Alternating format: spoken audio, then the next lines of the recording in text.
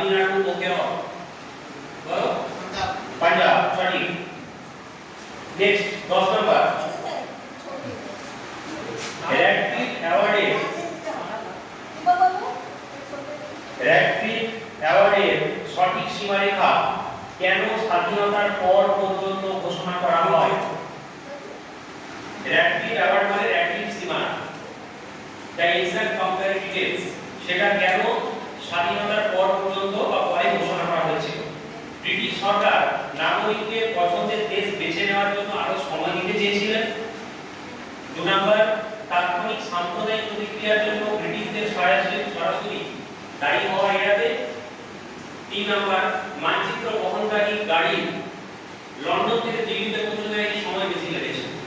আর option শেষ option, Mahatma Gandhi যাতে সীমারেখা পরীক্ষা এবং অনুমোদন করতে পারেন তাই বিলম্ব করা হয়েছিল। ও লাস্টেরটা হ্যাঁ, এগুলো বড় বড় তো। নাগরিকদের পছন্দকে বেশি গুরুত্ব দেওয়ার জন্য এটি করা হয়েছিল।